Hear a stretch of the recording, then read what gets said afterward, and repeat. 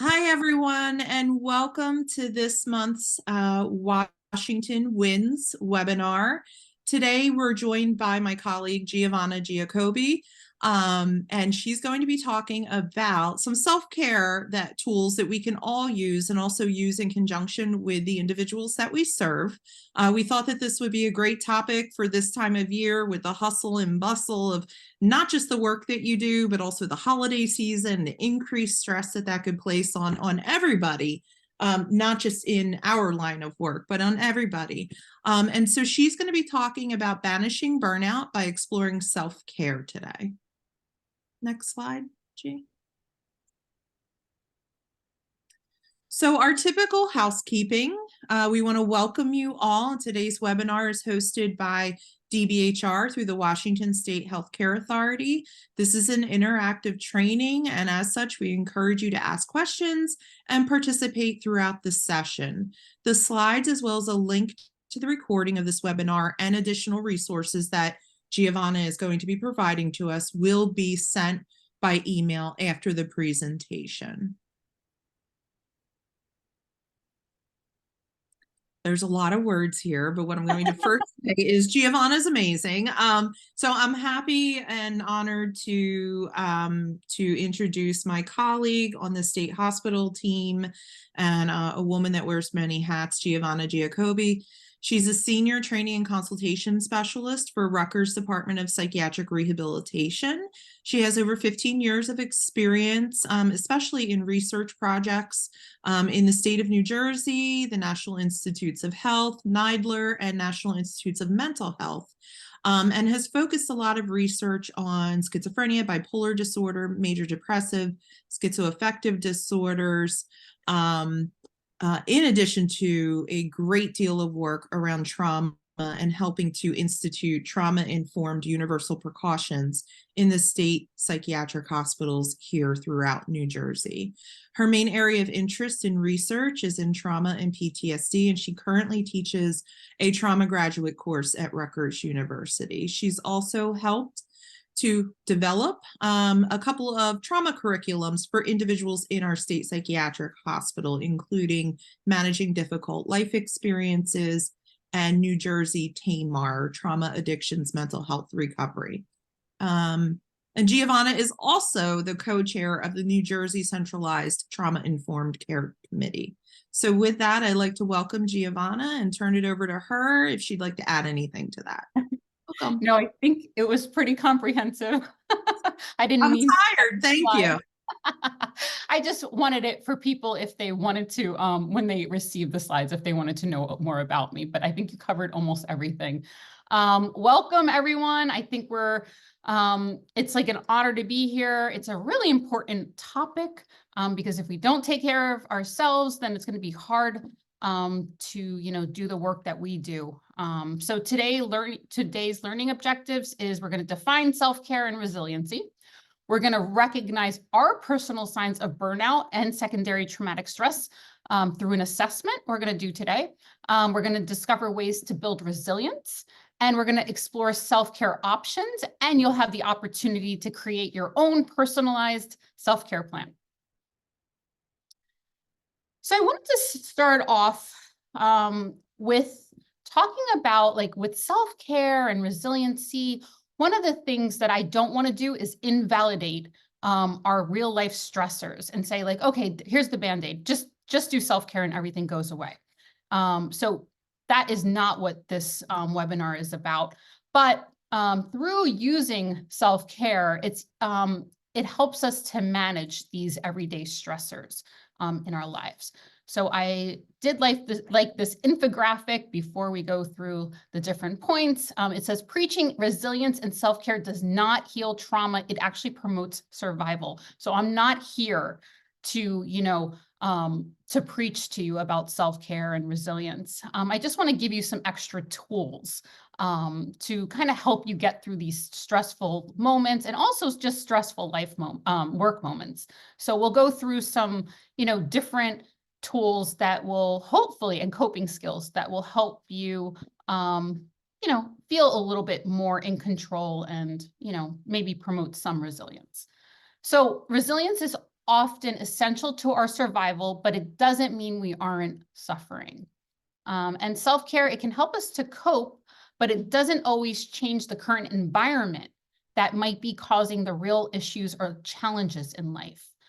So yes, self-care is more of like a coping tool rather than this magic fix. So I don't want to take away your work life stresses, right? Like we all have work stressors in life. And just to say, yeah, practice self-care and it's all going to go away. No. And we'll talk about a little bit more about that as the presentation moves along. Self-care isn't meant to minimize or ignore the real personal or work-related issues in your life. So let's talk about like, what is self-care? So what is self-care to you all? I wanted to start off the webinar just being a little more interactive. So what is self-care? What do you feel like self-care is? There's no real right or wrong answer, but I want to expand it a little bit more than, maybe what we kind of view it as. Who wants to go first? Giovanna, Dawn. So I'm just going to throw what comes into my head real quick, Okay. and give time for people to type. One of the things I think of is actually, I have to start at a very basic level, which is noticing signs in my body. Usually it's physical signs or somatic signs in my body. How am I feeling? How am I breathing? Am I breathing shallow and more rapidly than usual? Things like that. So my first step in self-care is paying attention to myself and my body. That is a wonderful first step. Yes, definitely. We're actually going to talk about breathing probably within the next half an hour of this presentation.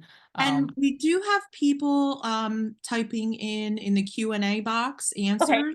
We see Angela says taking time to stop and breathe. So similar to mine, right? You have to notice that you're not breathing correctly to be able to do that. So absolutely. Dee says taking time to myself, doing things I love. Oh, I'm sorry. Somebody's saying chat is disabled. Oh, thank you, Emily. I thought I enabled it, but maybe I disabled it. So I'll go through, I'll read those, and then we'll get to the regular chat. Okay.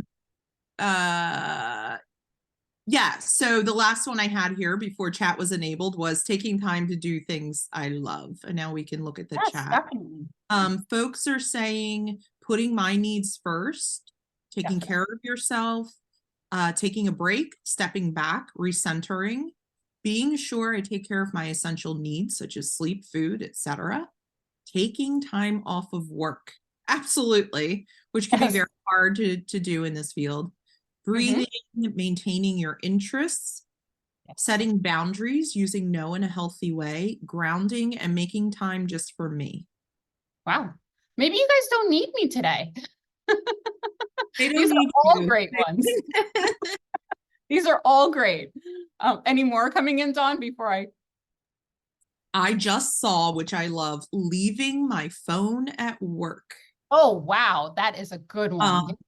Andy said getting enough sleep, eating enough food, getting regular exercise, and journaling. So that's what we have.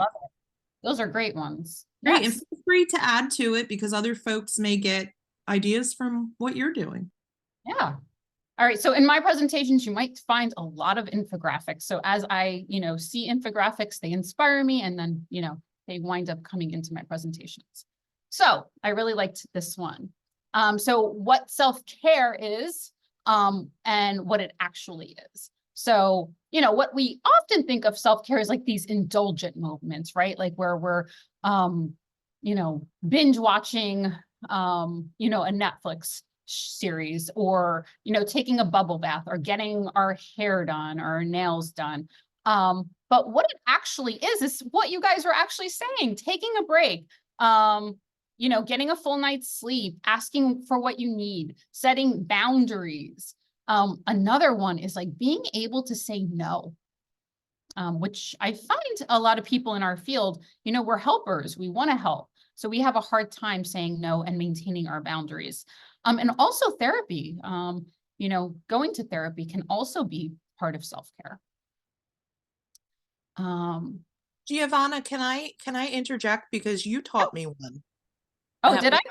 You did, and that was asking our boss, because I know we all kind of report to multiple bosses because of the kind of work we do, but asking our main boss which of the things that they assign to us is a priority. Yes, we're going to talk about that later on in the presentation. Okay, all right. Yes, prioritizing tasks. So yeah, we'll go through, thank you, Dawn, for bringing that up. We're going to go through work, like self-care, and also what like managers can do. So if you're a manager or you're a supervisor, I'm going to give you some things that you can do to help take better care of your employees. So real self-care is about taking care of your mental, emotional, spiritual, and physical needs. So what is burnout? Anybody want to take a guess? Or maybe many of us have experienced it over the years. What do you feel like burnout is?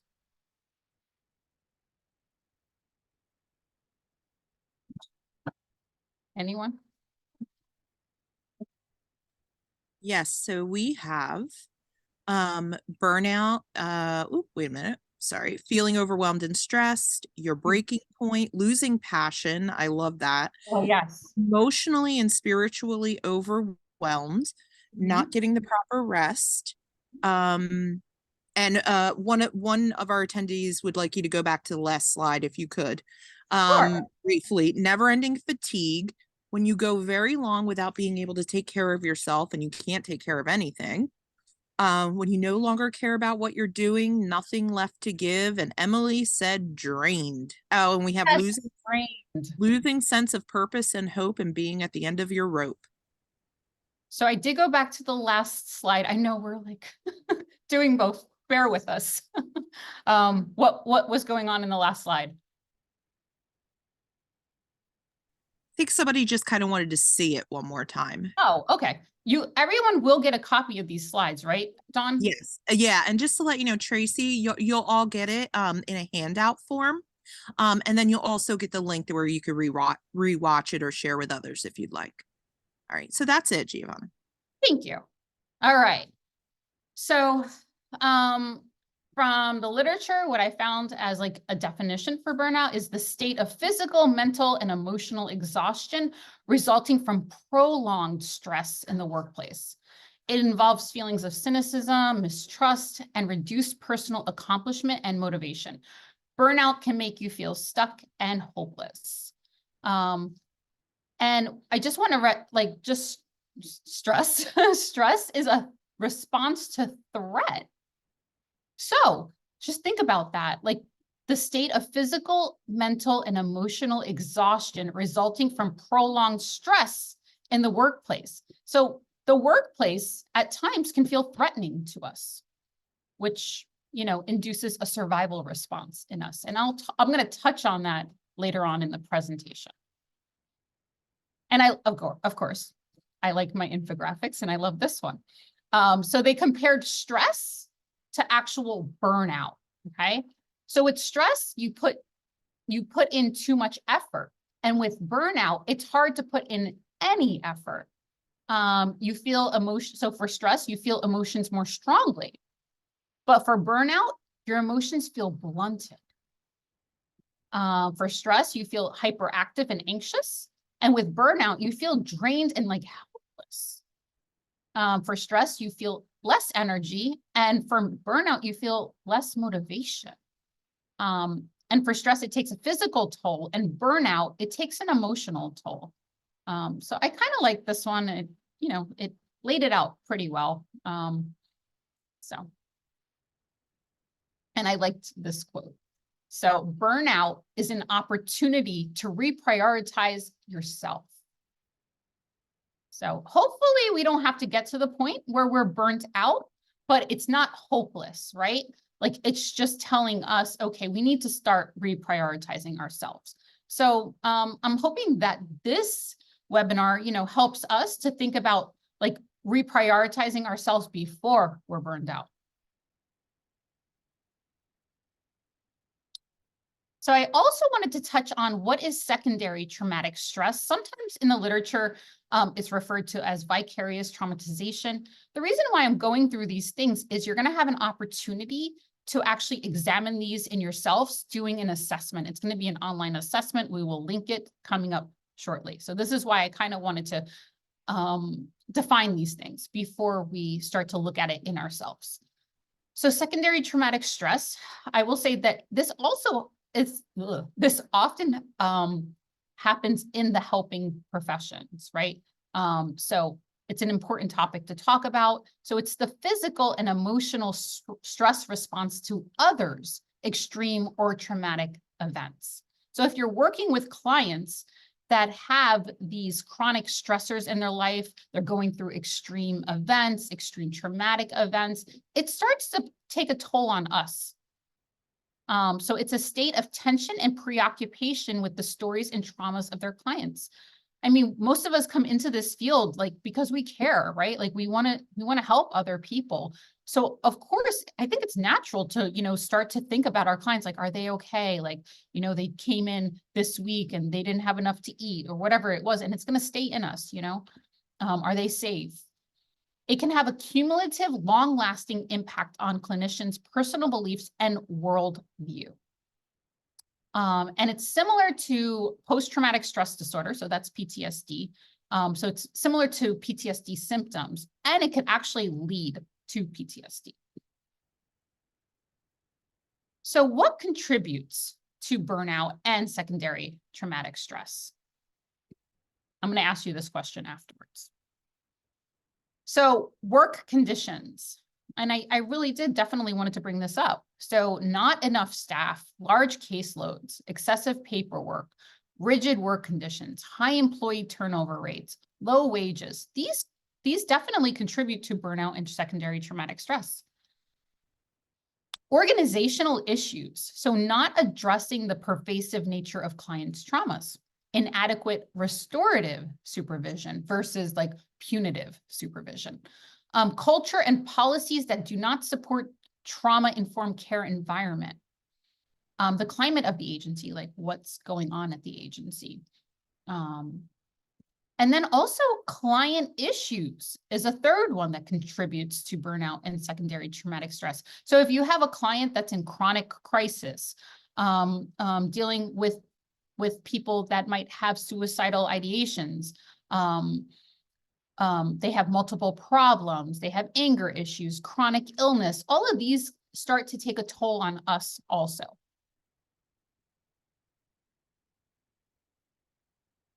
Also, if you're working in isolation and you have inadequate social support at work, that can definitely contribute to burnout and secondary traumatic stress. Also, I do want to say that it's not only just at work, but if you go home and you're isolated and you don't have social support, that's also like, it's a protective factor to have these things in our lives. We take it for granted. So we need social support at work and in our personal lives. And then also just personal life issues can also contribute to burnout and secondary traumatic stress. So I just wanted to open it up, just talk about maybe like what kinds of job responsibilities or work conditions do you feel stress or burn you out? And this is just, to create a little bit of, like camaraderie, like that, what you might be feeling, someone else might be feeling too. And just to validate that. So what kinds of job responsibilities or work conditions do you feel stress or burn you out? So Lemon said, being yelled at by clients, I'm trying to help. Yes. Yes. Yes. I love you. I hate you. Don't leave me. That kind of thing. Yes. Yes. Many people are seconding that. No validation or support offered from supervisors, not having dependable staff, Yes. working within a broken system. So no funds to help people. Shelters are full, housing wait lists. I know here in New Jersey, housing is really expensive. So trying to help people find safe, affordable housing, I think anywhere is difficult. Yeah. Angela said that she has some very high need clients and then goes home to an 84-year-old mother who is a Debbie Downer, right? So there's a lot of us probably in certain age ranges, and maybe not just. I call us kind of like the Oreo generation, where we're at work and we're taking care of other people, and then we go home and we may be taking care of an elderly parent or a child, right? No funds for the clients or loss of resources, agency structural challenges. I've Yep. seen that. We see that in the state hospitals where every department is so segmented that it's Mhm. hard to deliver like comprehensive services. Suicidal threats or incidences of crisis and combative landlords while trying to advocate. Yes, definitely. So we can see that we are faced with a lot of things that can actually burn us out, and cause many other issues in the work environment and lead to secondary traumatic stress.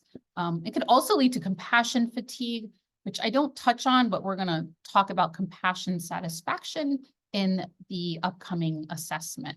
But you guys all validated exactly what contributes to burnout and secondary traumatic stress, and why a webinar like this is so important, and why we need to prioritize ourselves in order to better work with our clients. So we are at the online assessment. So before we start, I'm going to walk you through this assessment. You can either, if you have a phone, you can actually do the assessment on your phone. We're not sharing the results. We're not talking about the results.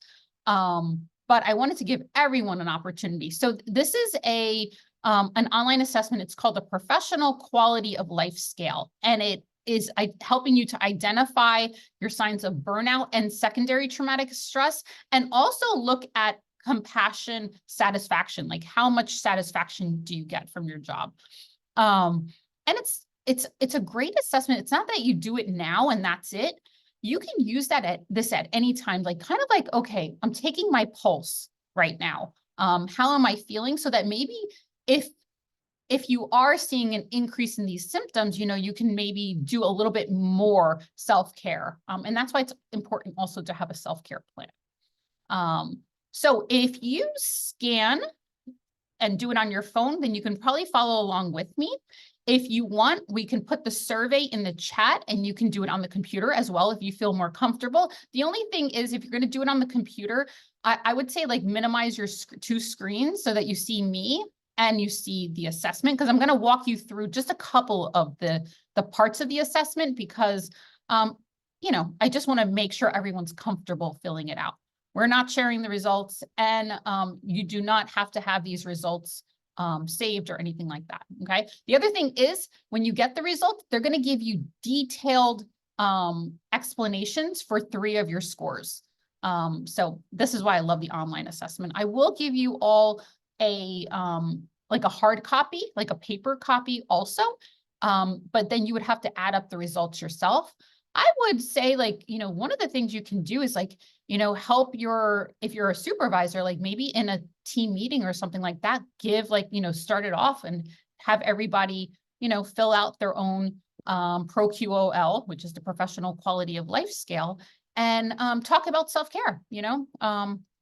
I think me and Dawn, we've used this in our meetings, right? I remember using this a few years ago. I think it was in the beginning of the pandemic, right? You used it, yeah. Okay, so I'm going to see if I'm going to have to stop sharing because I have to get out of it and get back in. Sorry. Give me 1 second.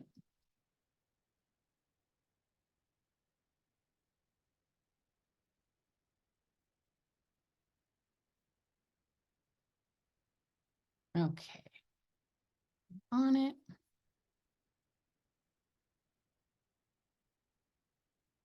All right.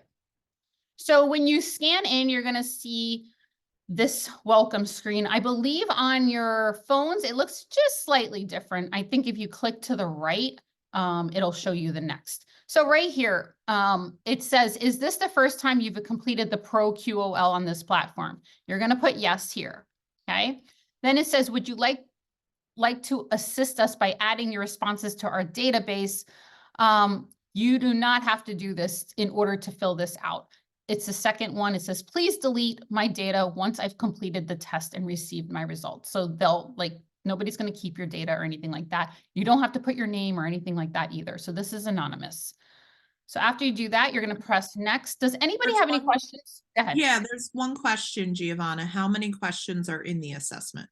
There are 30 and it goes pretty fast, like really fast. So.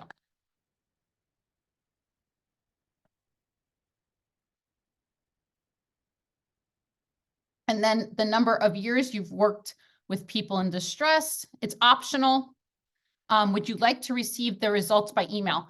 So if you put it in email, then you're going to get this printout of like all of, the details of what each score means. If not, you'll still get the details, but it's going to disappear. So either you keep it open or you get the results by email. I don't think, I don't see any, reason not to put an email, but if you don't feel comfortable, don't put the email.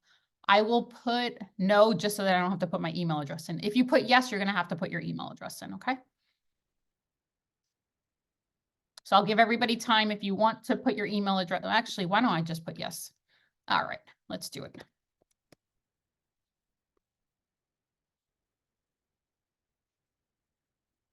Okay.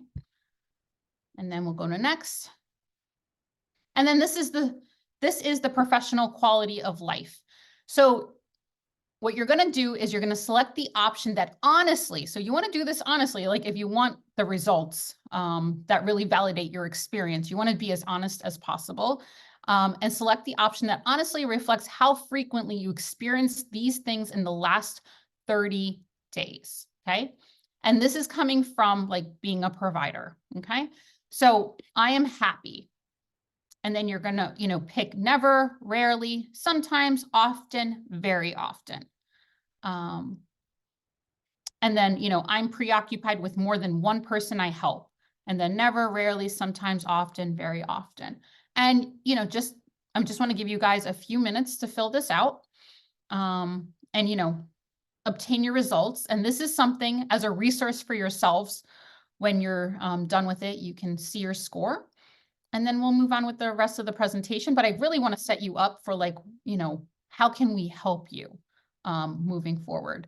And that's by, exploring some self-care options and all the other things that's going to be in this presentation.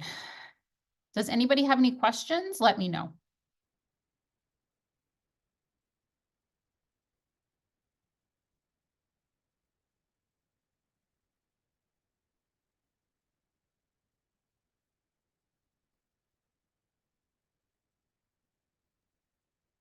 So we have one person who says that their result was high compassion satisfaction. We're really happy for you. Yeah, that's wonderful.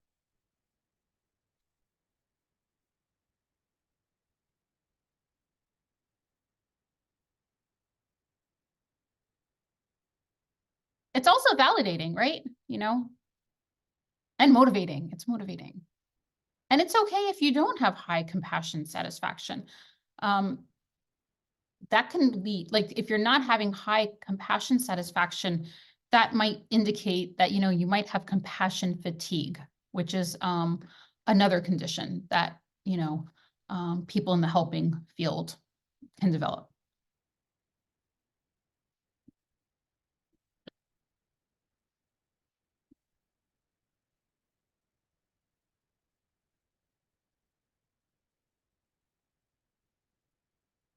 And as you're doing this, if you have any questions, anything that comes to your mind, feel free to share it. I'm just going to give you a few more minutes. It's 8:28, so maybe like 2 more minutes, 3 more minutes. Just want to make sure everybody is able to experience this assessment.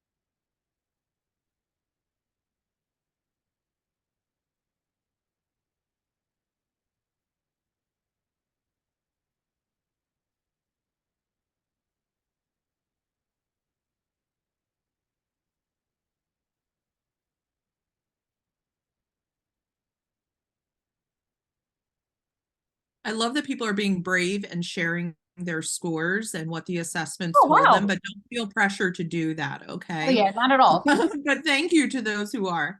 I was gonna ask like just for feedback afterwards. So Dawn, if you want to share some of those, just give them a like another minute. I just don't. Sometimes when we're talking, it Yeah. the focus is hard.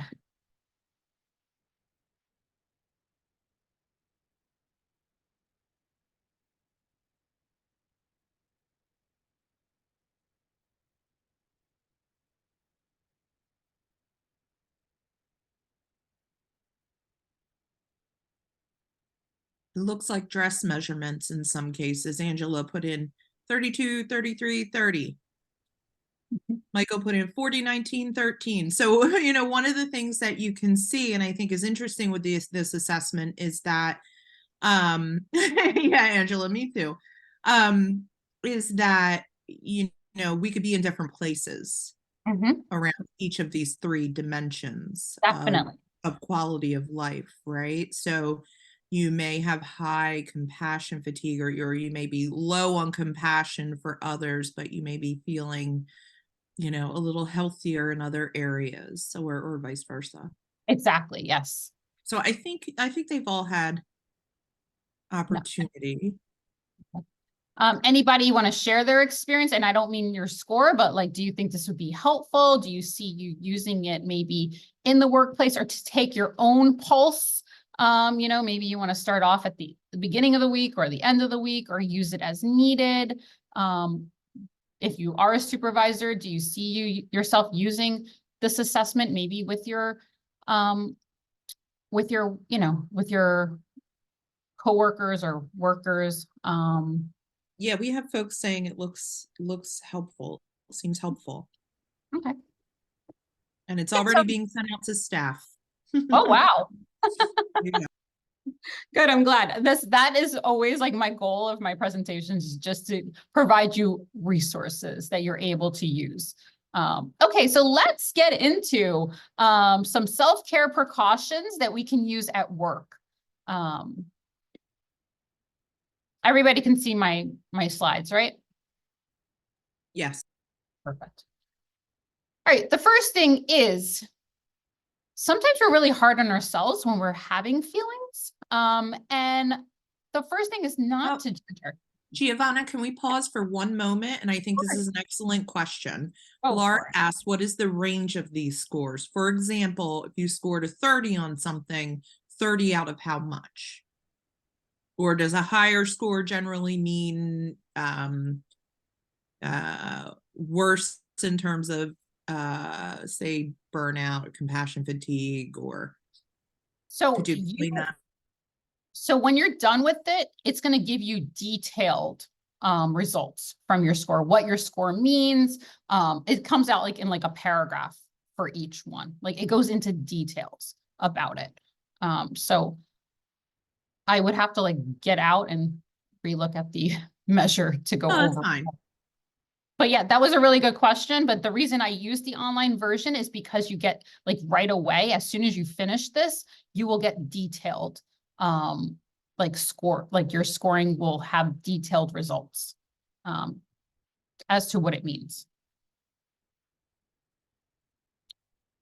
Any other questions, Dawn? Nope, that's it. Okay. So yes, we don't want to judge our feelings. Sometimes we do judge our feelings. So if you're feeling stressed out, anxious, scared, depressed, and overwhelmed, just, hold that to yourself that these are normal feelings when we're under stress. And it's okay to feel these feelings, and acknowledge these feelings. Oftentimes you just like push them aside and like, we say like, oh, I shouldn't be feeling this, but it's okay. These are normal human emotions. And I also hope you guys take this and share like some of these things with your clients, because it's not just for us, like our clients could actually use many of these things too. So the other thing you want to do is identify your personal signs of burnout, and you will have an opportunity for this in the self-care plan. Okay. Schedule regular workday breaks and try to get fresh air. So if you can get fresh air, even if it's just for a few minutes, it's really good for our bodies, our autonomic nervous system. It needs some fresh air. So even if you can take a quick walk outside, open a window, these are things that we take for granted and we're like, that doesn't work, but it really does. It really helps us. Ask supervisors to prioritize assigned tasks. Dawn, you touched on this in the very beginning. That's it. That's my favorite one. I learned this one maybe 10, 15 years ago. I was getting I'm the type that I want to please everyone and I want to make sure that I do everything I can possibly do. And, I would start to get all of these emails and I'm like, someone would tell me to do this and then add something else and add something else. And I got to the point where I was feeling so overwhelmed and I'm like, I can't get all this done in one day, and that was what I was assuming. And then I went to my supervisor and we talked about it and we started prioritizing these tasks. No, I meant this is what you need to get done today and by the end of the day. And for tomorrow, this is, I know that you have this on your list. You can get this done tomorrow. This can wait till the end of the week. So if you're a supervisor, I would say, please, think about your workers and prioritize tasks for them. Take it off their shoulder. But if you are a worker, ask your supervisor to prioritize assigned tasks. It will make you feel more in control and less overwhelmed. And talking about being overwhelmed, ask for help before you begin to feel overwhelmed. Oftentimes, everything just piles up on us. And we feel a lack of control and then we're completely overwhelmed. So it's okay to ask for help. And if it's not okay in your work environment to ask for help, then, that's something you might want to talk about with your supervisor. Lean on coworkers and supervisors for guidance and support. And establish personal boundaries. Okay, so if you are taking your lunch break, establish that boundary and say no, I'm sorry, this is my lunch. I'm not going to work through my lunch right now. Or can we, do this, at, 1:30 when I get back from lunch, something like that. And, there might be other boundaries that you also need to, establish. If you're working on something and the colleague wants to come in and just talk, it's okay to tell them, I'm in the middle of working on something right now. Can we talk about this, when I'm done, something like that. So how can supervisors better support staff? So if you are a worker, you can always share this with your supervisor as well. Say I went to a talk on self-care and, this was interesting and I thought, you might be interested in it. If you are a supervisor, this might be helpful. Engage in restorative or supportive supervision versus punitive. Oftentimes when we go into some kind of a supervision, it's usually because we did something wrong. That's what I have found in the past with supervisors. And my current supervisor, he actually does things on supportive. Well, he does presentations on restorative and supportive supervision. And this is where I, learned this term where, supervision should be a place where you can go to your supervisor, find support, a place where, if there are problems and issues, you feel like you can bring it up and, remedy some things. So for supervisors, really look at that restorative and that supportive piece of supervision rather than telling them everything that they did wrong. And just focus on the negative. Again, prioritize assigned workers' tasks. Regularly ask workers what management can do to better improve job performance and job satisfaction. And that's something that you can talk about in restorative and supportive supervision. Use self-care strategies with your staff at the beginning of a meeting. So you can start off a meeting with a breathing exercise. There's progressive muscle relaxation. I remember we were doing a group of, supervision for a trauma group that we were running. And every week we would meet and we would have, this, beginning of the meeting where each staff member would lead the meeting through some kind of a self-care exercise. And we had aromatherapy one time and, we passed along this cotton ball and talked about aromatherapy. It was actually a really nice experience. But yeah, we did different things at every supervision meeting where we kind of restored staff. And they found that really helpful. And then also you can just get to know your staff a little bit better, in meetings, and just start off the meeting, in a warm and friendly way. Ensure and encourage staff to take their breaks and protect that time for them. So that's another thing that supervisors can do. Help them to identify their personal signs of burnout and encourage monitoring. Check in and ask them if they need help before they begin to feel overwhelmed. So it's a way of supporting your staff. Promote peer support. So oftentimes we're afraid to ask our peers, but if our supervisors are actually promoting it, we're creating a more supportive work environment. And, when it's supportive, we feel, like we can count on each other. And it's a place where, maybe we can grow a little bit more. And it's like less likely we're going to lead to burnout. Validate workers' feelings and identify ways to address them. And if possible, which would be really nice, is advocate for restorative break rooms. So soothing sound machines, aromatherapy, soothing music, comfortable chairs, snacks, coffee, if that's possible, from supervisors to advocate for those things. So just quickly, this is very quick, but if you want to hack these hormones, we have to actually understand them. And the next slide, we're going to hack them a little bit. So there are stress hormones in our bodies. When we're under stress, our bodies produce cortisol and norepinephrine, okay? Cortisol is our primary stress hormone, and it gets us ready to fight or flee, okay? And that's something that runs through our body consistently if we're under stressful environments. It's not something we want to stay in, okay? And norepinephrine, it boosts our heart rate and controls the fight or flight response. So when we're in a stressful experience, oftentimes we're in a fight or flight response. We don't want to be like that in work, okay? So there's ways for us to help ourselves and our bodies to calm down, okay? And we're going to go through all of these different ways. So there are other hormones like dopamine, oxytocin, serotonin, and endorphins. There's things we can do to actually help produce some of those things. Here comes my next infographic. So happiness chemicals and how to hack them, okay? So dopamine, that's our reward chemical. So, and you feel pretty good after you've completed a task, doing self-care activities, eating food, celebrating wins. Those are simple things we can do to increase dopamine. Oxytocin, that's the love hormone.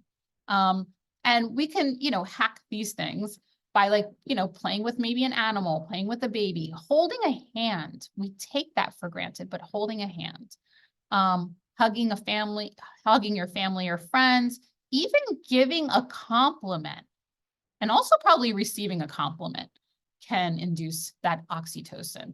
So, at work, just complimenting your coworker and saying that was a really, tough time you were having there. You handled it so well. Something like that can be helpful. Serotonin, like meditating, running, sun exposure, just walking in nature, right? So even just sitting by a window and opening the window if you can, or having the sun hit your face. Walking in nature, swimming, cycling. So anything that you can do to move your body is really helpful. And then endorphins are those natural painkillers.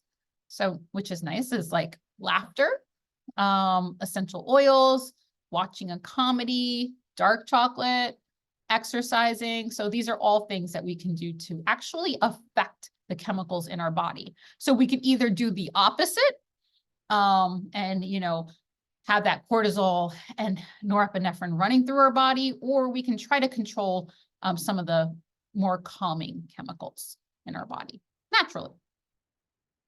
So I wanted to just go over really quickly we have an autonomic nervous system, and it's important for us to understand how to control it. So if you don't know about it, you're not going to be able to control it, okay? So our autonomic nervous system, it's like our control panel in our body. It runs along our spine, okay? It's on our spinal cord. And there's two divisions of it. There's a sympathetic nervous system. I want you to think of this as your gas pedal. That's that fight and flight, okay? So that's where that cortisol is running through. So when we're in the sympathetic nervous system state, we know this because our hearts are pounding. You feel the temperature rising in your body. We're ready to either fight or flee the situation. So the sympathetic nervous system, it revs us up, it prepares us for emergency or stressful experiences, and it gets us ready to fight or flight or flee. Okay, so that's our gas pedal. Then we have a brake. That brake is called the parasympathetic nervous system. And what that does, it helps us to calm down. It lowers our heart rate. It lowers our blood pressure. It also helps us with everyday activities like digestion, waste elimination. It helps us to feel calm and in control. When you're at work, you want your parasympathetic nervous system to be on, because if it's not on, well, if it's on, you're able to think clearly, you're able to socialize, and we're in a better state to help our clients and to actually get our work done. But when you're in stressful situations, like a work environment that's very stressful, your sympathetic nervous system can often be turned on, okay? The good news is we can control them, okay? There's things we can do to control it. So this is a really easy exercise. We are going to go into this a little bit more, but I just while you're seeing this right now, I think it would be helpful. So with our gas pedal, when you breathe in, your gas pedal turns on. That sympathetic nervous system, it turns on when you breathe in. And guess what? When you breathe out, your parasympathetic nervous system turns on. That's your brake. So one way to hack this is if you have a longer exhale out, you turn on the parasympathetic nervous system, our brake. We feel calm, cool, collected, in control. So when you're in stressful situations, our breathing, that's the easiest thing you can do in a stressful situation to gain a little bit of control back. It's not going to take everything away, but you can gain a little bit of control back. So a normal breath in and a long exhale out. Kind of like you're breathing through a straw. There's no right or wrong way to do it. Just focus on your exhale out. That's it. You just have to focus on the exhale out. So in those moments when you're feeling really stressed and you want to maybe scream at your coworker, you just, or your client, it's a long exhale out. You could also use this in your everyday life, in your personal life. And this is something you can teach to your clients. It's your long exhale. So you can control some of your stress through your breathing. And I know you guys talked about this in the very beginning of this webinar. A lot of people mentioned breathing. And so I'm teaching you why breathing helps and also how it helps. Because some people will say, oh, breathing exercises don't work for me. And oftentimes they don't work because they are, being used incorrectly. So people are saying, take a deep breath in. And then you're revving up your nervous system, that sympathetic nervous system. And you're like, this doesn't work. Of course it doesn't work because you're revving it up. It's the exhale that relaxes you. So any kind of long exhale that you want to take, that's what you want to really focus on, is that long exhale. Also with clients or even ourselves, sometimes just doing a sigh. So let's all try it. Just a basic sigh actually can turn on the parasympathetic nervous system. So just take a normal breath in and just sigh it out. A sigh turns on your parasympathetic nervous system. So feel free to sigh when you need it. Anybody have any questions regarding the sympathetic versus parasympathetic nervous system? I know we're using these like technical terms that you feel is over your head, but this is something that's important. And I hope that you gained a little bit of insight into how our bodies work. Any questions? Looks clear. Okay, let's move on. So I wanted to go over some quick and immediate coping strategies. So there's relaxing activities, and we just talked about that. A breathing exercise to calm our nervous system down. Another relaxing activity is just taking a brief break, going in nature, listening to your favorite music list. I have a few music lists that I like, created for myself that are relaxing. Sometimes I have uplifting ones too. Guided imagery, that's a great one. Like, there's actually guided imagery scripts you can use. If you Google guided imagery scripts, you can get yourself some wonderful guided imagery. Relaxation or meditation apps and aromatherapy are some like quick and immediate coping strategies. So these are things you can have on your desk. Then there's also physical activities you can do. A 10-minute walk is like something quick and immediate that can help you just to turn on that parasympathetic nervous system. Progressive muscle relaxation, that's another one. You can just Google progressive muscle relaxation, and there's actually videos that can bring you through it. There's scripts that can bring you through it. A quick stretch, a couple of yoga poses sometimes helps. Even just dancing or singing can help. There's an exercise I do with my class that we just stand up and we shake it out. Just for 30 seconds of just shaking it out actually can help you feel more calm, collected, and in control. These are things we take for granted. Push-ups, chewing gum. I have some citations at the end. Yes, chewing gum can actually help to calm you down and turn on that parasympathetic nervous system. Doing something tactile like stress relief balls, knitting, doodling. There's emotional freedom tapping. I put the website on that you can be guided through emotional freedom tapping. And that's just there's acupressure points on our face that you can walk yourself through. And that suits some people. Again, all of these options are for you to explore them because it's not a one size fits all. So to have a lot of choices is helpful because what works for one person is not going to work for another. And then the other thing you need is social support. So, you can call, video chat, supportive friends, family members, even colleagues that you can, go to for social support. So for quick and immediate coping strategies, think of 3 ways: relaxing activities, physical activities, and then social supports. And all of these turn on that parasympathetic nervous system. That's our break. The other thing you can use are sensory tools to cope and regulate. So there's a bunch of things I put on the left. These are things you can use for yourselves, and you can also share with your clients. Okay, so these are things to help us cope and regulate. And you can see I did a lot of research on what kinds of different types of sensory tools there are. I'm not going to go through all of them, but these are great. And I thought, these are something that we can create for ourselves, toolkits, and then maybe we can also help our clients with them. So what do you think about creating personalized sensory toolkits for you and your clients to help cope and regulate emotions? The one thing is that it is good to have a toolkit that targets all the 5 senses. So has anyone used any of these and that they found them helpful?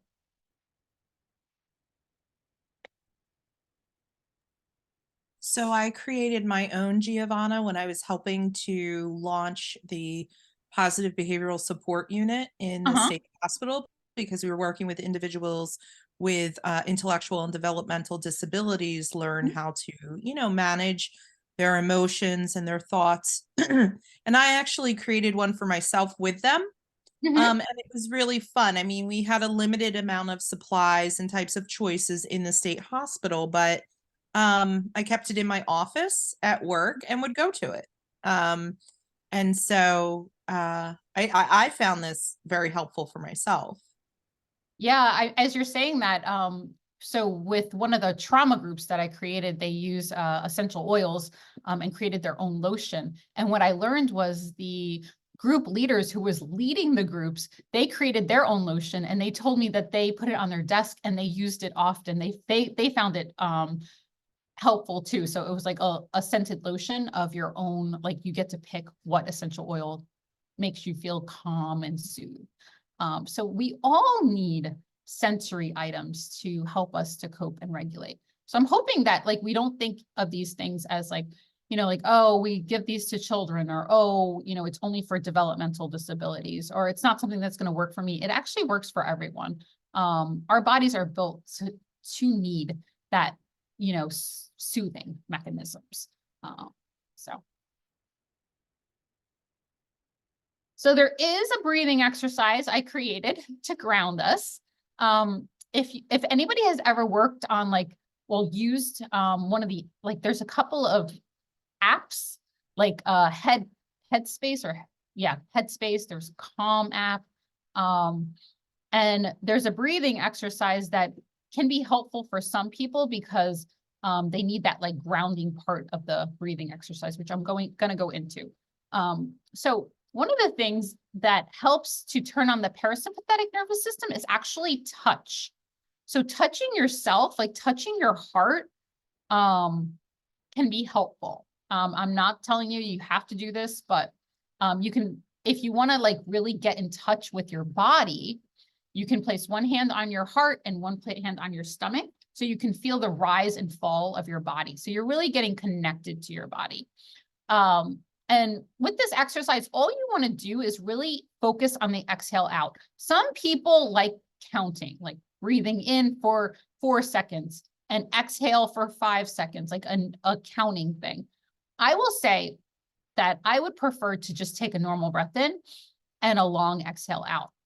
But some people need more guidance. So, just make sure that your exhale, so that breath out, is always longer. And so this is just a exercise I wanted to do with you all. Let's do it for 20 seconds, okay? Just 20 seconds, very easy. I'm gonna put some soothing on. So what's gonna happen is you're gonna see the heart come at us, coming towards us. That's when you breathe in. And when the heart goes away, you're blowing the heart away, through a straw. And then when it comes back at you, you breathe in and you blow the heart out when it moves away. And if you turn your sound up, you'll hear some music playing also.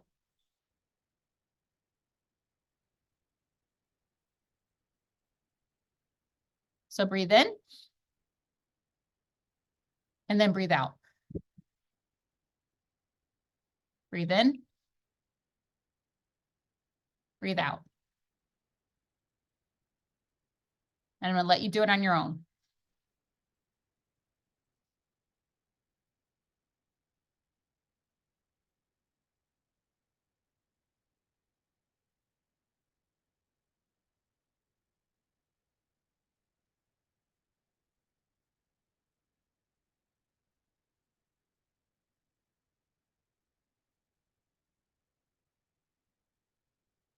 Just wanted you to experience it. We're not going to go through the whole thing. So what are your thoughts on breathing exercises? Do you feel like they helped? Have you, thought about it in this way? Really trying to turn something on in your body, like that parasympathetic nervous system. I know that we talked about breathing in the beginning. Did this, validate your experiences with breathing? Did you think of it in a different way? But I just wanted to explore breathing for maybe a minute. So what do you guys think? Sometimes having something to focus on, like that heart, is helpful for some people. It might be helpful for some of your clients. There's apps for this. One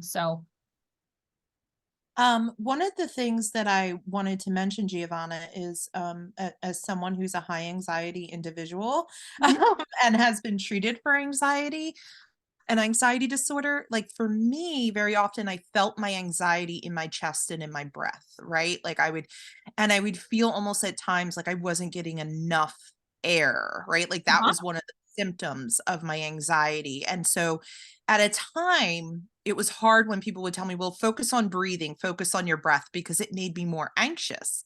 Right. But I think that having this external thing to focus on, blowing the heart away, kind of takes you out of yourself a little bit, in a way that allows you to actually participate in the exercise. Yeah. And triggering panic. Yes, exactly. Because it's just something you're able to focus on. So there's and Dawn, you probably know about it. There's a app called Headspace, and this is where I got, inspired. I saw there's like breathing exercises. I found them online. You guys can, if you Google like breathing exercises with like some kind of a movement, there's a few of them. Like there's one that has a flower that opens and closes. There's another one with like some kind of box that moves. So there's plenty of these on the internet, or you can download the Headspace and, you know, use that as a visual. But yes, we all have to like explore our own breathing, like what helps us. And so I wanted to provide you all with like different options. But like the thing is, it is the breath out that really helps turn on that parasympathetic nervous system.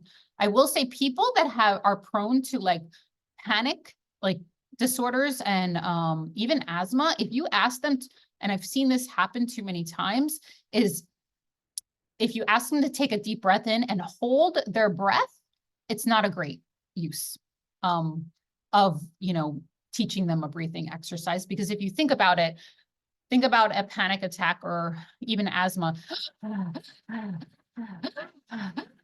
You don't want to induce that in someone. So when you hold your breath and then you let it go, you're gasping for air. So it's really just the breath out. Let's keep it simple. And you tell the person that it's up to them, like what's their normal breath in, their normal breath out, and what feels right to them. And for some people, they do like deep breathing, and that's fine. It's just, you know, to really understand their bodies and how it works, and then adapt it for them. So I'm hoping you'll adapt it for yourself. All right, I also wanted to give you guys all some self-soothing care items to actually bring to work. So these are things you probably can use at work. Also, some of your clients might be able to use these things too. So I like to make sure that we, you know, if there's things that we can provide our clients, these are some, you know, things.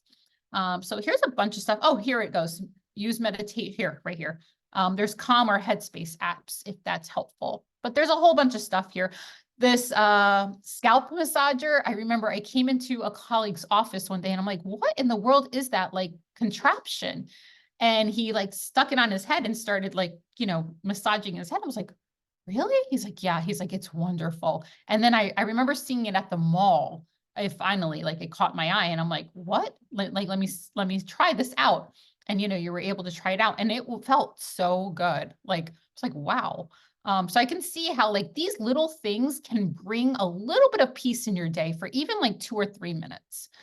Another thing, Dawn, you know, when you said that, you know, maybe the heart was helpful, they have these breathing pendants. So I attached it. Hopefully the link works, but there's these breathing pendants. They look just like really pretty, like a necklace. And, you know, it's for both males and females. So like, it's not like just a, you know, a pretty necklace. They're, you know, for both. And they actually help you to breathe. Like you just, when you need it, you just blow through it. And it helps you to control your breath. Also, as I'm just saying that, like, you know, I see a lot of folks that, you know, that smoke, and the smoking, they say the smoking helps them to calm down. Okay. So smoking has nicotine in it. So usually that revs you up, but you know, what's calming you down? It's the breathing of it. You're breathing that smoke out. So it's the breathing part of smoking that helps people calm down, because usually the nicotine will rev you up.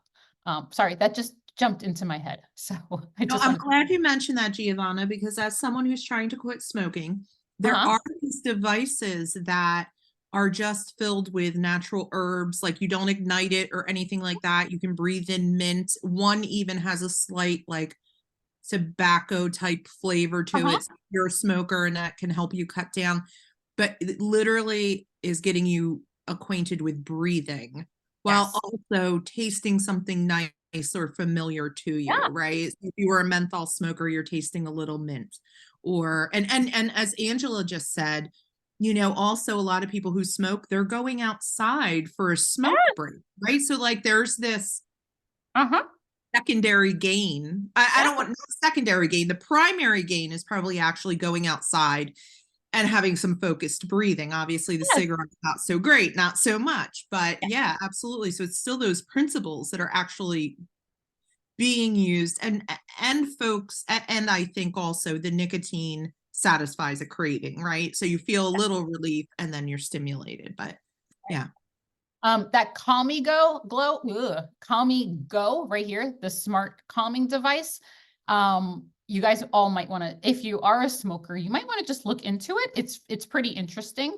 It is a little expensive, but I wanted to put it on there. Even for clients, just explore some of these things. They might be helpful. That's why I like to give a lot of options. Then there's practical self-care ideas. I just wanted to go over quickly. So some practical ones. We take these things for granted, but establishing a routine is a self-care, is part of self-care. Creating to-do lists, so organizing yourselves can be part of self-care. Creating social support networks, setting personal boundaries, trying not to strive to be perfect is a self-care. It's part of self-care. Prioritizing things that are important to you are practical self-care ideas. Avoiding things that cause you unneeded stress, like maybe social media, maybe the news. Holding yourself accountable is also part of self-care. Cleaning and organizing. Have you ever cleaned and organized and you felt like so much better? And also, like, when I clean and organize, my head feels better, like in the space. I'm like, oh, I can think more clearly in here. Creating budgets. Online shopping versus going into the store. Like sometimes, it's chaotic in the stores. I love Target and just being able to go on the app, put the stuff that I need. Someone personally shops for me and I just pull into the space. When you're really busy, to be able to do things like that, it's part of self-care. Also, I use this all the time, setting up alerts on my phone.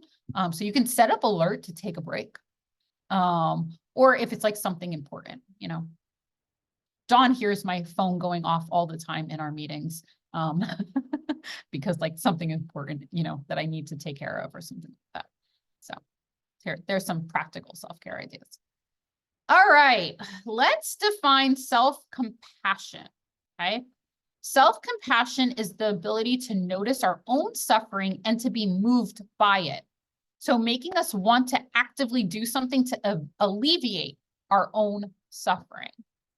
And I'm gonna give you another tool, all right? I know, everybody's like, oh, with these exercises, I invite you to just try this, okay? Just try it. So there's a quick mindful self-compassion exercise. It's so simple. All you have to do is place your hand on your heart and just say to yourself, may I be kind to myself in this moment. So if you're having a hard moment, maybe you're talking bad to yourself, and you're needing a little self-compassion, maybe something went wrong at work, all you have to do is place your hand on your heart and say, may I be kind to myself in this moment. Sounds simple, and you're like, this doesn't work. It does. There's some science behind it. I'm going to put the link as to why and who developed this, but so it's just put your hand on your heart and just say this to yourself right now, may I be kind to myself in this moment. And really connect to yourself.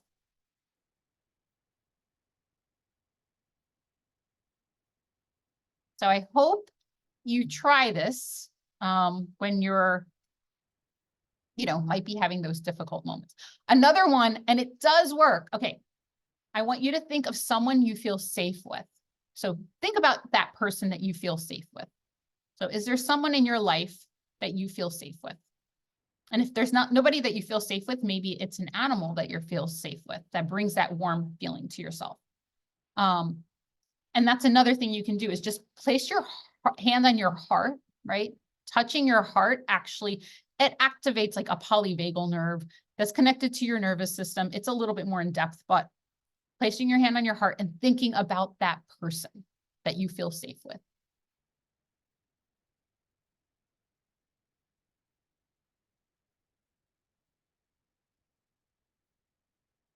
And we can teach this to our clients. Does it take all the stress away? No. Does it help you to cope in that moment? Does it help you to bring that parasympathetic nervous system back on? Yes. It helps you to cope a little bit more and helps you to think maybe a little bit more clearly in that moment. Okay. So anybody want to share your experience doing it, or disliked it, or anything that's come up so far for you during this presentation?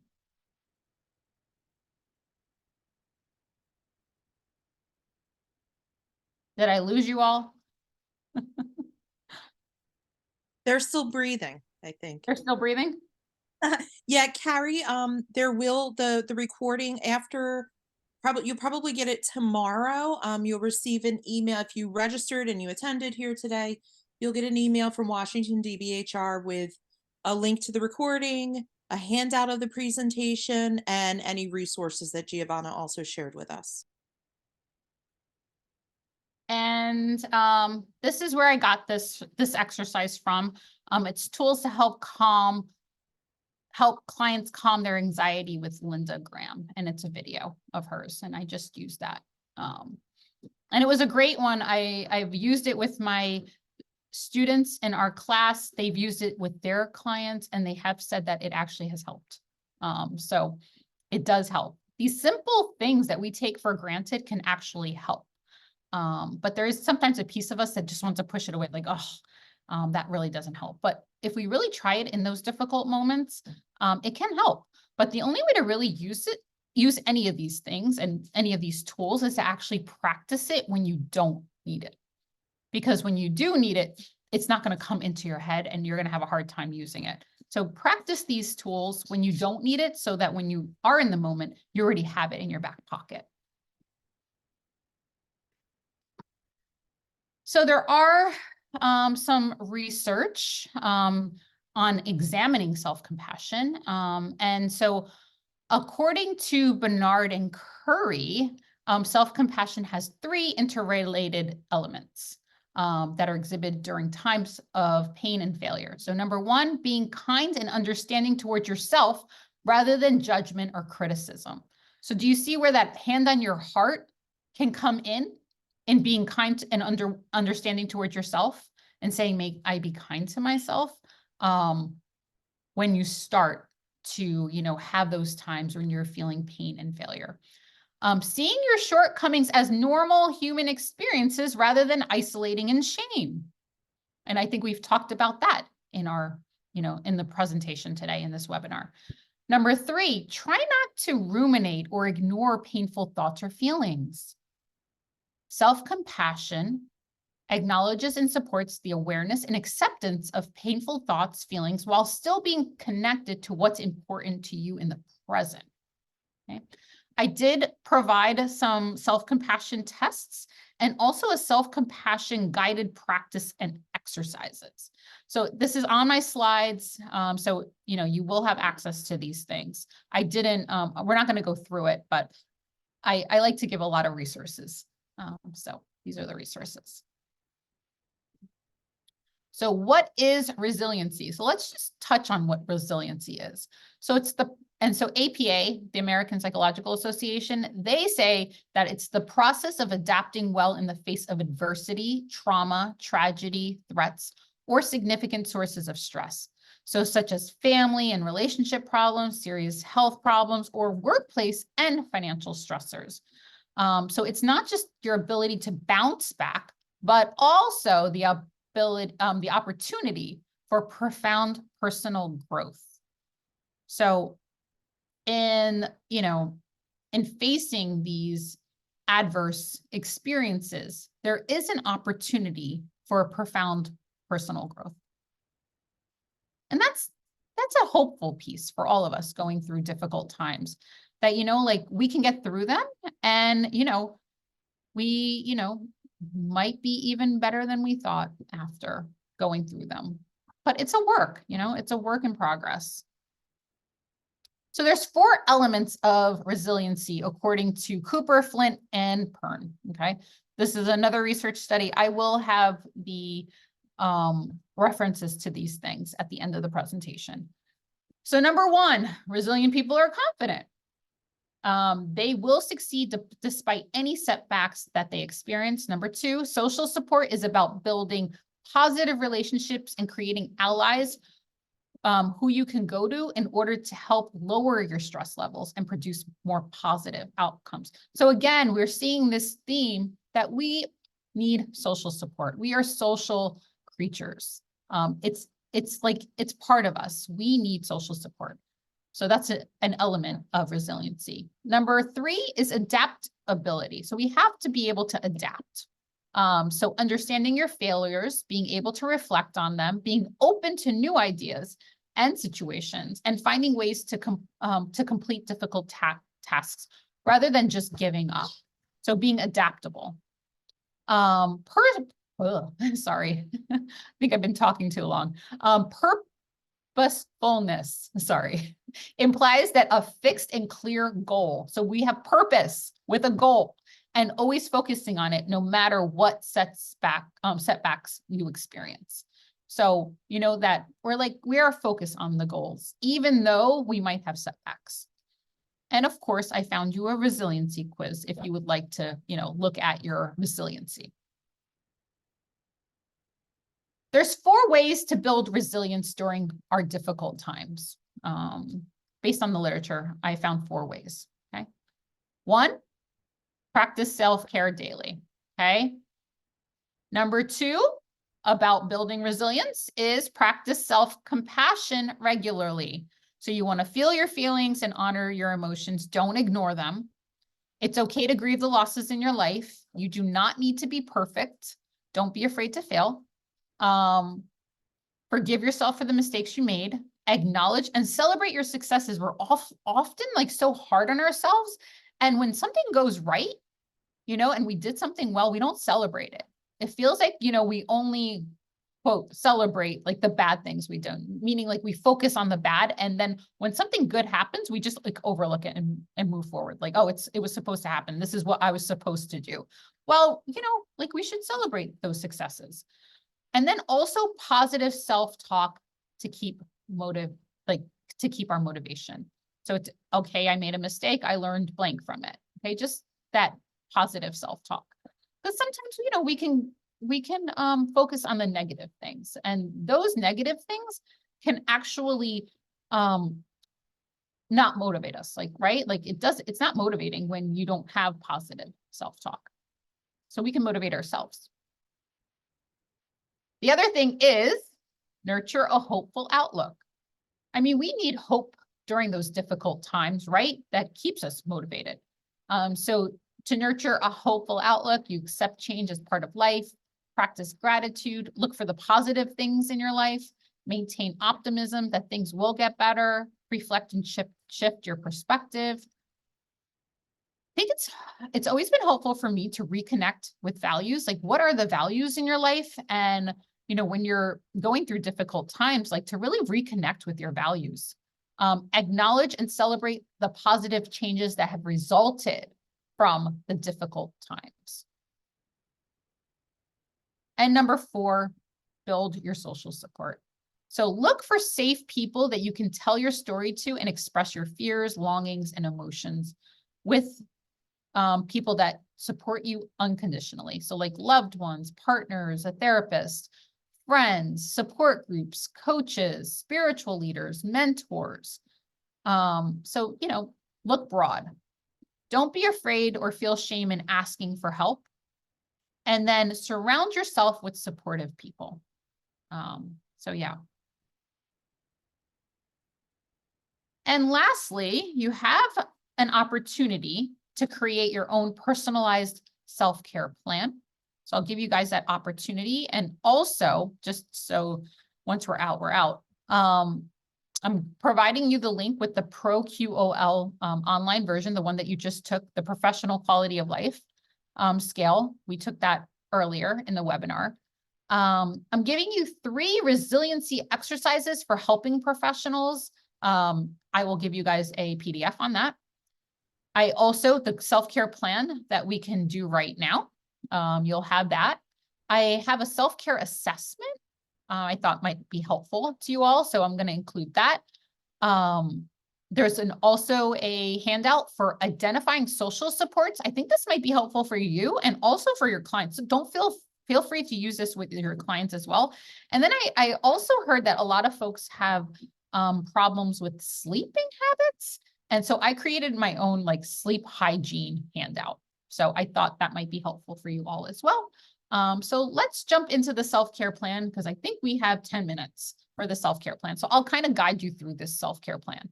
It's a PDF and it's fillable. So you should be able to like click on things. Dawn, is there a way that I can get it to them? Should I just share it in the chat? Yeah, just drop it in the chat for them. They're asking for it already. Anybody have any questions, feedback, anything like that right now? No questions yet. And there's the self-care plan. You should be able to click on it and download it. Yep. I just dropped it in the chat. I'm fighting with my slide to get out. And I'm also going to make sure that this is in with the resources that will come to all of you. So you could share these self-care plans with other folks who weren't able to join. Okay. Let's share. And I'll walk you all through it. Some of the things we're not going to go through in depth, but I did want to, so remember one of the things that we were talking about early in this presentation was being able to identify your signs and symptoms of burnout and secondary traumatic stress. Okay, so that's first part of your plan is really being able to identify your symptoms. So you can go through this and just check off, what you feel are yours. And no, you're not sharing this. This is just for you. Hey, Giovanna. Yes. Can you share it in the everyone chat? It only went to the host and panelists. If you have that link handy. Sorry. That's okay. I was not paying attention to that. I apologize, everyone. Oh, there we go. You dropped it. Sorry, guys. All right. I dropped it too. Everyone has it now. I apologize. Sorry. I was not paying attention to who I dropped. Okay. All right. Give everybody a minute to pull it up.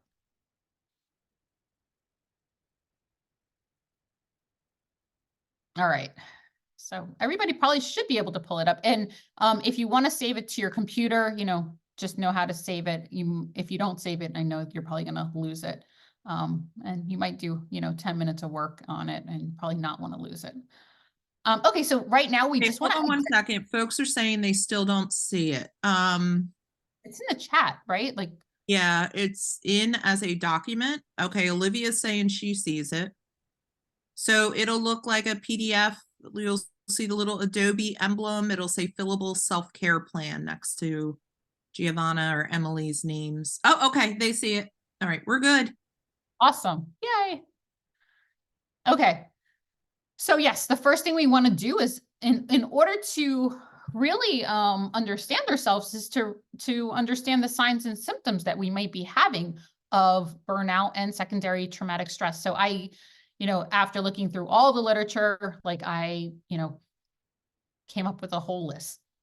And so you just, click on whatever ones you feel you might experience or you have experienced in the past. So things that you might be prone to or you've experienced in the past, that's what I would say of checking off if you feel like these are some of the things that might lead to it.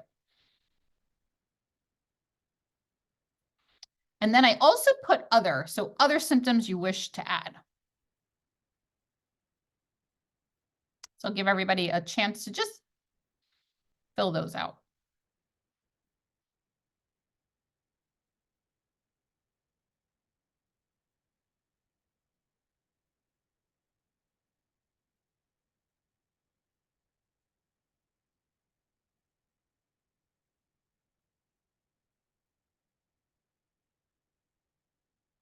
Anybody have any questions about this?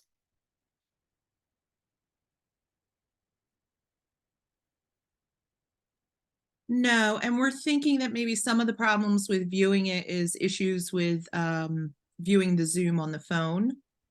So you can't, everyone, if you can't access it right now, but you can see it on the display that Giovanna is presenting right now, you will get this via email as well. Since you're here, you will get it via email. So you'll be able to get it probably within the next 24 hours. So sorry for that inconvenience. We didn't realize that. Dawn, sorry about that. I didn't even think about like, people were doing it on their phone. I figured they might have access to both phones and computers. So yes, you'll have this PDF that you can download onto your computer. I don't know if this is friendly for a phone, the PDF itself.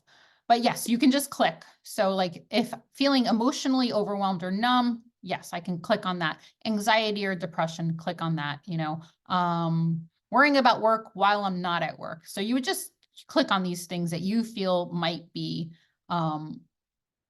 signs and symptoms that you might be burning out or having secondary traumatic stress. Then if you want to add any other ones, you can add whatever you want to add here. The other thing is, the second one is more like a self-reflection. I wanted to provide you all with a self-reflection. So, and the self-reflection questions are, what energizes me? What drains me? How do I unwind and reconnect with myself?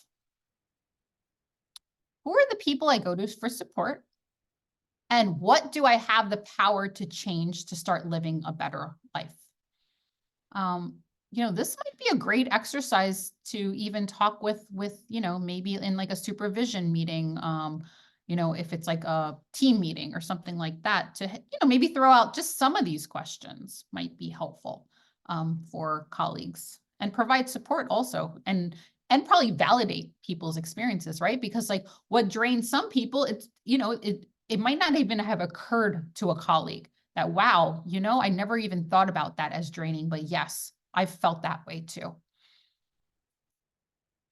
And then I wanted to give you the self-care ideas. So I know that we talked about so many self-care ideas. So I broke it down into 3 categories: self-care ideas for your mind, self-care ideas for your body, and self-care ideas for your spirit. Okay. And then you can just go through these things and click on them. And this again is maybe like an activity you can do in like a team meeting or something like that, about talking about self-care ideas, and having maybe staff be able to fill it out if they wish. I would encourage you all to, fill out your own self-care idea. And maybe it's, something that you can start to incorporate into your life. Then I gave you self-care ideas for work. So I tried to come up with like a whole list of different types of self-care ideas you can do for work. So yeah, like explore and go on work trip breaks for coffee, tea, snacks, like just getting yourself out of the office. What other ones? Workplace, your workspace is comfortable. That's really important. Also, what I found helpful to me is like considering and organizing your workspace and computer files, like your desktop. Sometimes I get overwhelmed with my desktop. So having that is something that's part of my own work self-care ideas. And I usually do that at the end of every semester. I love this one. Be daring, speak up, or advocate for yourself and your ideas with your boss or in a meeting. I'm big on that. But yes, I gave you a whole bunch of different ideas for self-care ideas for work. And then in order to carry this out, you're going to actually write them out. So you identify your work triggers in order to manage them. So like, think about like what at work triggers you. I remember we were talking about your clients that you're trying to help that are screaming at you, right? I remember someone saying that today. So like really identifying your work triggers so that you could actually manage them, right? Like saying, okay, whew, that was really rough. Let me, think about like, what did I put on my work self-care plan? Identify your personal triggers at home or in your personal life in order to manage them. If we're not identifying them, it's really hard to manage them, right? Because it feels like it's a little less under control if you can't identify it. And then I broke it down into daily self-care ideas that you can easily use like on a daily basis when you feel stressed. Then weekly, like what kinds of things can you do weekly to help yourself? Then monthly, like what can you look forward to? Biannual self-care ideas. So like what can you look forward to like twice a year? And then work self-care ideas. that can help you feel less stressed and more focused at work.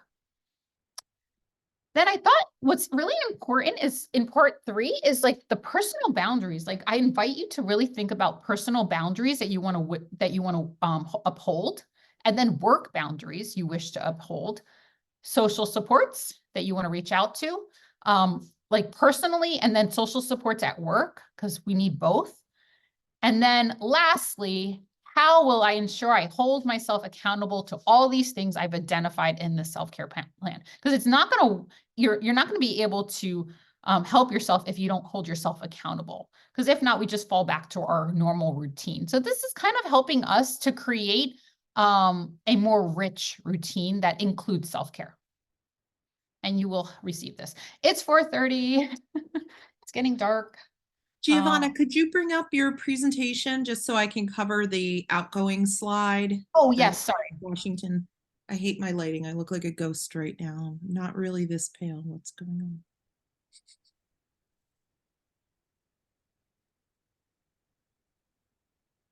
Sorry. Yeah, Olivia, you'll get the accompanying the PDFs that she covered. They will also come as resources with the email from Washington State. Yeah, it's my winter tan. Yeah, no, I'm gonna blame the lighting. It's what I'm gonna blame that. My winter tan did fade about 2 months ago, I'll say, here in New Jersey. But we'd like to say thank you. We appreciate your time. We know we ran a little 1 minute over, and that's fine.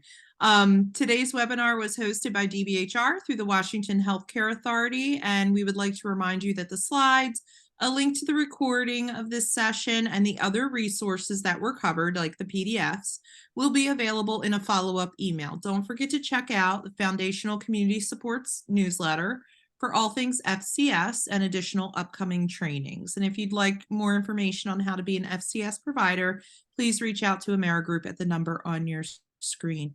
Thank you. And Tracy, wow, thank you. That is so sweet. We love to hear that. Rutgers is a go-to for trainings. Wow. Thank you. We love working with you guys. You're our go-to fun trainings that we like to do because we get feedback like that, and it infuses us with positive energy and helps prevent our burnout. So thank you. We look forward to seeing you all next month. And so meaty and helpful. I love that. Carrie said it was so meaty and helpful. Love it. We look forward to seeing you next month, and I thank you all for your participation and attention. Thanks, and bye-bye.